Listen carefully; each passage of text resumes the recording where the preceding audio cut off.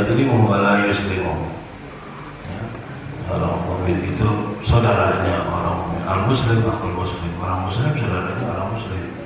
Jangan menzalimi, dan jangan juga menyerahkan saudaranya untuk disakiti, untuk dizalimi oleh orang lain. Dan semakin kuat ukhuwah kita sama saudara kita, jadi kunci kebahagiaan kita dari dunia sampai akhirat. Doa-doa kita, ibadah-ibadah kita lakukan bersama-sama, ini akan lebih diterima, akan lebih lagi diijabah oleh Allah Subhanahu Wa Taala. Mudah-mudahan Allah Subhanahu berjalan bersama, khususnya dalam jalan ibadah kepada Allah Subhanahu Wa Taala, menjadi menambah persaudaraan, menambah ukhuwah.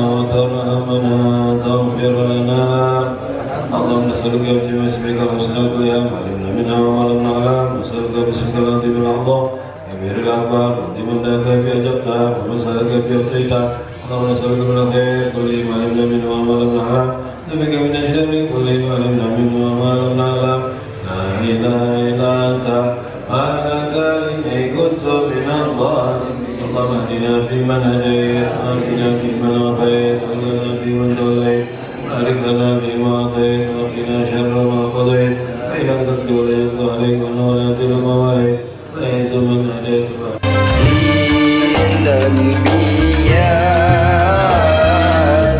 يستغفرون الله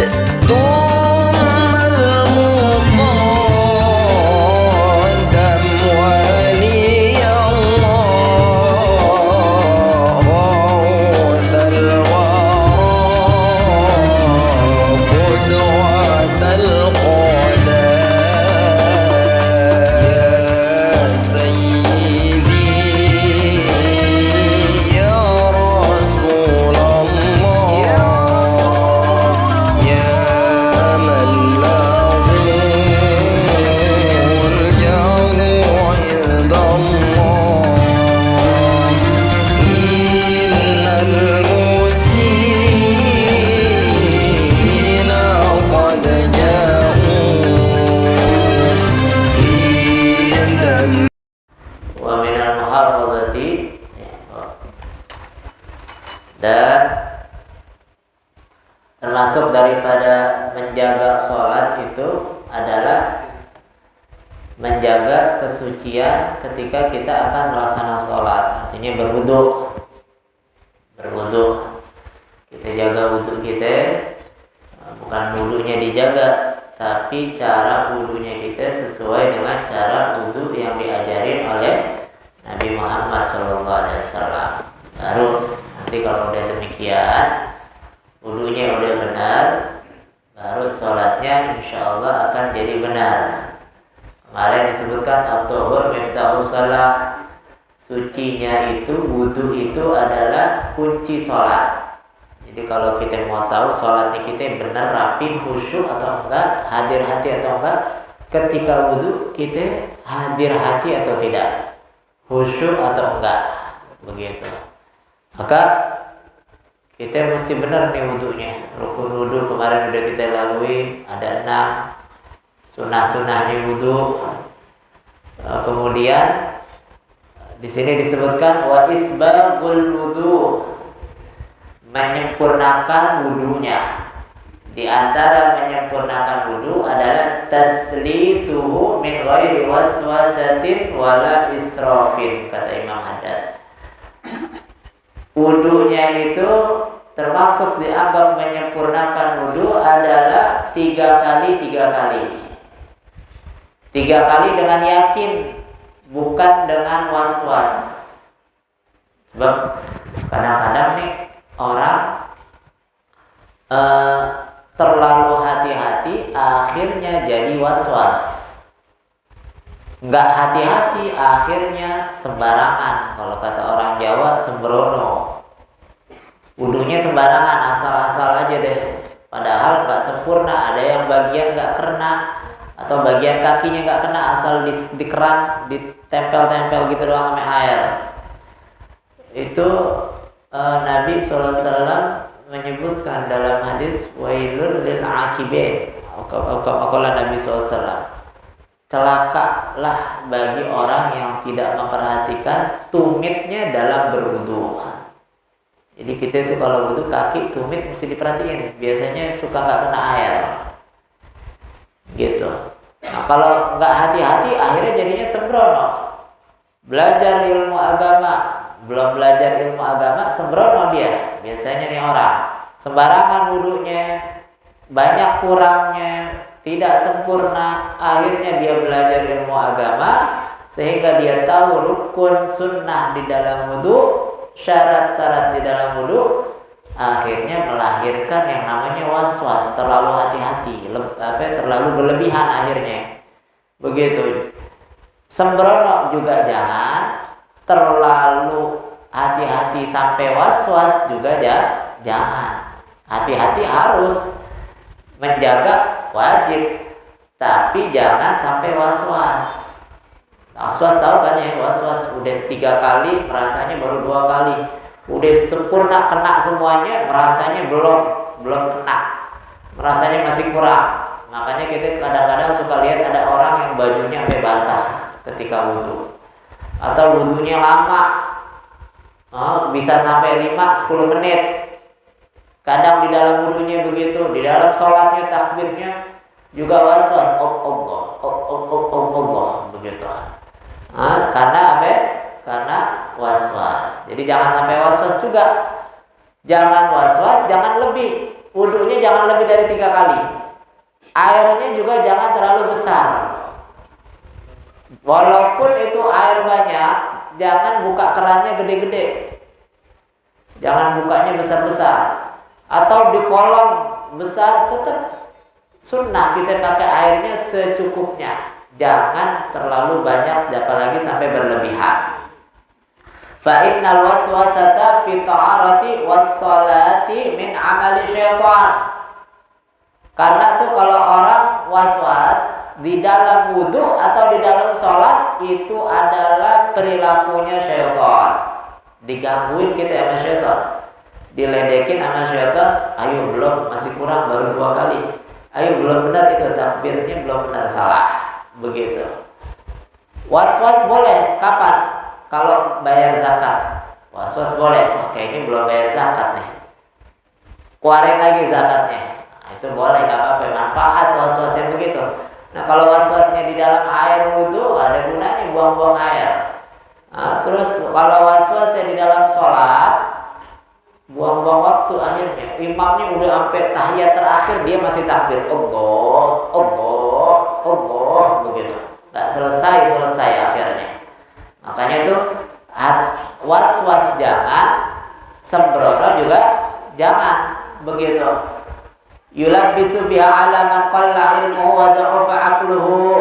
Kenapa itu terjadi was-was? Karena ilmunya belum matang. Ilmunya belum matang. Kalau udah ngerti ilmunya, gak bakal was-was dia. Kama qala ba'du salaf, al-waswasatu min jahlin bis sunnah aw khabalin fil adl. Para salaf bilang was-was itu adalah kurang ngertinya dalam sunnah-sunnahnya Nabi dan lemahnya akalnya seseorang. Begitu. Wa madhabu salafi ta'arati wal madhabul mahmud. Wa fi jami'il asya fa innahum al-qudwa wa bihimil uswa. Wa tajridul wudu li kulli salatin minas sunnah. Madhabnya para salaf kita, orang-orang soleh dulu, mereka itu cara bertoharahnya mereka itu adalah cara toharah yang terbaik. Karena apa? Mereka ngikut dari abahnya. Dikasih tahu bapaknya ustadz, bapaknya ulama, bapaknya dari kakeknya, kakeknya dari kakeknya sampai cara wudunya itu mendapatkannya sampai kepada dari Rasulullah Shallallahu Alaihi Wasallam. Begitu. Dan tajdidul wudu, kita punya wudu. Terus kita wudu lagi, tajdid niatnya untuk mentajdid, memperbaharui wudu kita, itu juga termasuk daripada sunnahnya Nabi besar Muhammad sallallahu alaihi wasallam. Wa dawam 'ala wudu mutlaqan mahbub. Kita jaga wudu kita selalu nih. Enggak harus ketika mau sholat aja. Meskipun kita enggak mau sholat, bukan dalam keadaan mau membaca Al-Quran, kita jaga wudu, itu adalah perkara yang dianjurkan, perkara yang banyak kegunaannya, banyak khasiatnya, banyak manfaatnya. Menjaga kita dari mara bahaya, dijaga. Terus kalaupun dicabut nyawanya dalam keadaan husnul khatimah, dalam keadaan wudu. Itu Allah Subhanahu wa taala mengatakan kepada Sayyidina Musa. Allah menyampaikan firman-Nya kepada Sayyidina Musa, karena Sayyidina Musa ini terkenal dengan kalimullah yang banyak atau sering berbicara mukhatabah kepada Allah Subhanahu wa taala. Apa kata Allah kepada Sayyidina Musa? Idza asabatka musibatun wa anta ala ghairi taharatin fala talumanna illa nafsak. Kalau kamu tertimpa musibah, tertimpa bala, celaka, terus kamu nggak punya wudu, ketika kena musibah itu emang kamu dalam keadaan nggak punya wudu, maka jangan salahin orang lain, jangan salahin siapa-siapa, salahinlah dirimu sendiri. Kenapa nggak dijaga wudunya? Apalagi hadir majlis model begini, kita mesti jaga wudu kita. Kita jaga wudu kita. Nah, yang kita mesti garis bawahi adalah hal-hal yang membatalkan wudu itu cuma ada 4. Yang membatalkan wudu cuma ada 4. Insya Allah sebagian udah tahu nih. Cuman ada sebagian yang bingung. Yang membatalkan wudu apa ya? Cuma 4, gampang dihafalnya. Kemarin rukun wudu ada 6, lebih gampang lagi. Sekarang lebih mudah lagi, yang membatalkan wudu cuma ada 4. Yang pertama adalah al-kharij min ahadis sabilain.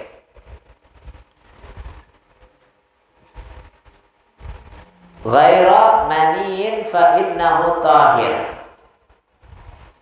Pertama nih, apapun yang keluar dari 2 jalur.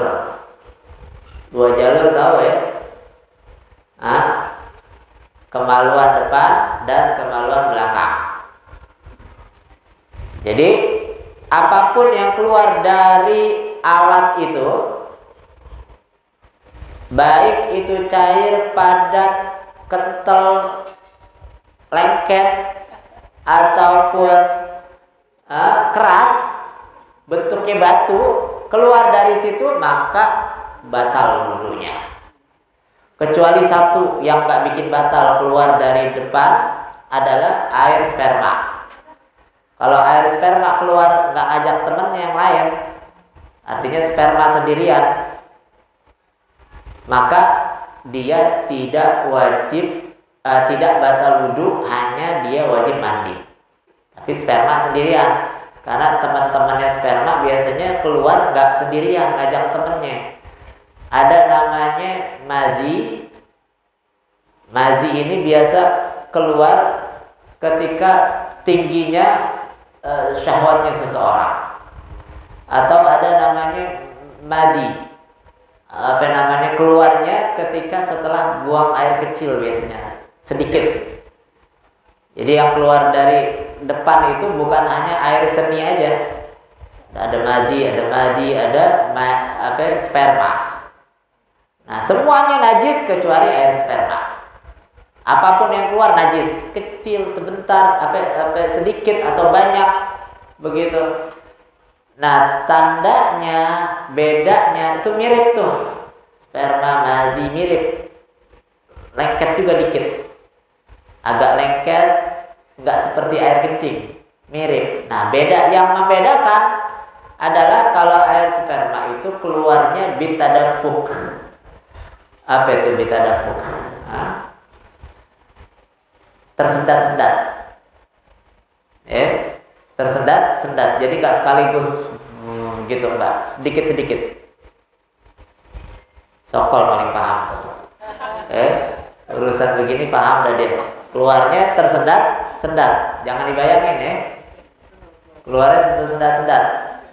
Terus baunya kalau basah bau adonan roti. Baunya kalau basah bau adonan roti. Kalau kering baunya kayak putih telur. Begitu. Jadi itu tandanya itu. Selain itu keluar dari depan belakang membatalkan wudhu semuanya. Cair ataupun angin. Itu satu pertama. Segala sesuatu yang keluar dari dua kemaluan selain air sperma. Itu pertama. Yang kedua, zawalul akli binaumin aw ghairihi illa nauma mumakkinin maq'adahu minal ardi. Adalah hilangnya akal baik dengan tidur atau selain tidur. Akalnya hilang nih, ketutup. Kita tidur kan nggak ingat apa-apa, akal hilang tuh. Atau selain ini pingsan, ayan dan lain sebagainya. Itu yang menghilangkan akal, berarti wudhunya batal. Kecuali tidur yang duduknya paten, duduk di ubin yang rata, tidak terlalu keras, tidak terlalu empuk, dan tidak terlalu kurus, tidak terlalu gendut orangnya. Duduk gitu, nggak bergerak, sekiranya tuh duburnya nggak ada selang untuk keluar angin, sekiranya begitu. Kalau tidurnya semacam itu nggak batal wudhunya. Walhasil hilang akal membatalkan wudhu yang kedua. Simpel dah. Yang ketiga adalah lamsul basyaratai rajuli wa imra'atin. Menyentuh lamsul rajuli basyaratai perempuan menyentuh laki-laki kulitnya perempuan yang sudah dewasa, bukan sudah balik, sudah dewasa. Sekiranya tustaha, sekiranya perempuan atau laki ini sudah diminati, udah ada kecondongan kepada dia, berarti ini orang dianggap udah dewasa, udah gede. Nggak harus balik, sebab kalau balik umurnya 9 udah.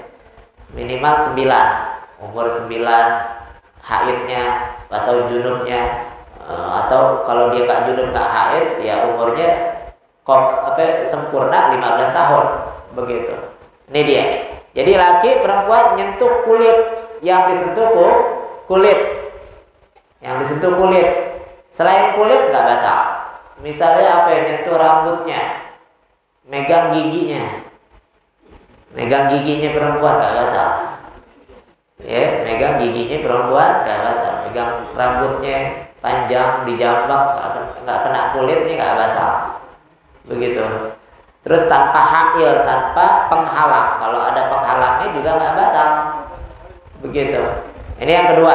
Yang ketiga. Yang terakhir, laki perempuan tuh. Perempuan yang bukan mahram ya.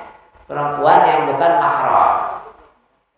Yang bukan mahram. Ini yang suka keliru. Istri mamang kita itu bukan mahram kita ya. Encing juga namanya. Kan ya? Istrinya paman kita namanya encing juga, cuman itu bukan mahram. Kalau adiknya bapak kita encing, baru mahram. Atau adiknya ibu kita, baru mahram. Tapi kalau istrinya paman, bukan mahram. Mesti kita beda itu antara encing sama encing istrinya paman. Kalau istrinya paman, batal kita wudunya. Terus lagi sepupu jelas batal. Mantu selamanya gak batal walaupun udah cerai. Walaupun cerai tetap selamanya dia mahram ame mertuanya. Yang kedua, yang ketiga. Terus kita lanjutin yang keempat. Yang membatalkan wudu yang keempat adalah masuk kubulin au duburin bibatnil kaf au butunil asabi'. Menyentuh kemaluan depan atau belakang dengan telapak tangan. Ini telapak tangan nih, yang ini. Atau telapak jari-jari. Ini jari-jari, telapak jari-jari. Jadi dengan ini megang kemaluan depan belakang baru batal. Kalau pakai ini enggak. Kalau pakai jidat gimana? Enggak batal. Misalnya jidatnya ditempelin gitu, nyampe nggak tuh? Atau pakai kaki ya, kaki misalnya gatel ya, pakai kaki nggak batal tuh. Tapi kalau pakai tangan telapak batal. Atau pakai punggung tangan, digaruk pakai punggung. Garuknya jangan lama-lama. Kalau garuknya kelamaan, ntar ada yang marah, dia ngeludahin lu ntar. Itu dia. Jadi, nah kemaluannya ini maaf nih, kemaluannya yang membatalkan wudu itu ujung tombaknya, bukan apa namanya itu, bukan telurnya. Jadi batang pisaunya yang batal. Kalau telurnya nggak batal. Terus bagian belakang, kalau yang membatalkannya itu bagian apa namanya yang mengkerut, enggak, bukan bagian yang lainnya. Kalau kesentuh itu baru batal. Kalau bagian yang lainnya nggak batal. Itu milik sendiri atau milik orang lain? Ya, milik sendiri. Mungkin nyebokin anaknya kan, Mall, jangan megang-megang punya orang. Ya begitu kira-kira. Nah, jadi yang batalkan wudu cuma 4 ini. Selain ini wudunya nggak batal. Wudunya nggak batal. Jadi kita jaga deh. Wudu kita jaga. Sholat kita juga kita jaga. Jangan sampai sholat kita kelewatan. Apalagi bolong-bolong. Kita dari apa namanya biasain dari kecil. Makanya tuh kewajiban sholat itu apa namanya dianjurkan dari umur 7 tahun, kemudian dari umur 10 tahun agak lebih keras. Agar apa? Agar terbiasa. Sebab orang nggak mungkin tiba-tiba jadi rajin sholat, nggak mungkin, harus dibiasakan. Kita yang mungkin kemarin nggak pernah sholat, ya kita apa namanya kita biasakan diri kita untuk sholat minimal maghrib sampai isya. Nanti kalau udah istiqomah maghrib isya, tambahin sampai subuh. Kalau udah biasa, tambahin sampai zuhur. Terus kalau udah biasa lagi, tambahin sama isya. Sampai hidup kita diisi dengan sholat 5 waktu yang sempurna. Apalagi bisa berjamaah. Mudah-mudahan Allah beri taufik hidayah kita. Allah jauhkan dari segala kemaksiatan. Allah mudahkan dari segala kebaikan. Dan semoga Allah berikan sehat afiat, panjang umur. Juga guru-guru kita doakan panjang umur, sehat afiat ala hadhihi niyah. wa ala kulli niyyah salihah wa ila hadratin nabi. Al-Fatihah. A'udzu billahi minasyaitonir rajim. Bismillahirrahmanirrahim. Alhamdulillahirabbil alamin arrahmanir rahim maliki yaumiddin. Iyyaka na'budu wa iyyaka nasta'in ihdinas siratal mustaqim siratal ladzina an'amta 'alaihim ghairil maghdubi 'alaihim waladdallin. Amin. Kita baca Fatihah sekali lagi. Ini karena ini bulan pas meninggalnya saya punya kakek Bapak Haji Abdul Hamid bin Haji Jawahir. Kalau nggak salah tanggal berapa ya? 8 ya? Tanggal 7. Tanggal 7 Agustus kemarin. Kalau bulan Arabnya nggak tahu deh tuh. Kita doakan semoga Bapak Haji Abdul Hamid, dan ini juga majlis kita yang kita hadiri ini adalah termasuk daripada barokah, keberkahan daripada keberkahannya beliau. Kita gampang mendatangkan Habib Jindan, Habib Ahmad dan lain sebagainya, guru-guru kita yang itu adalah bentuk dari kepanjangan dari silaturahmi beliau Haji Abdul Hamid kepada guru-guru para habaib terdahulu. Kita tinggal lanjutin.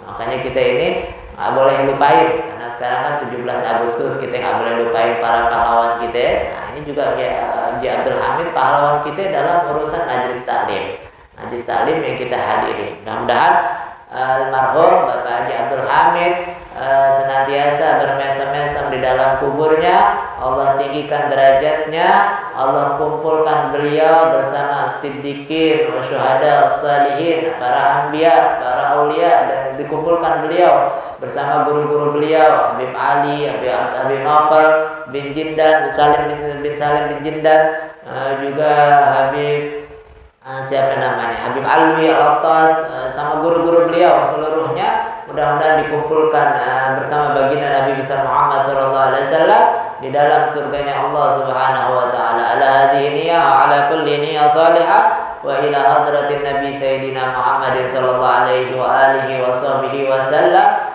Al-Fatihah.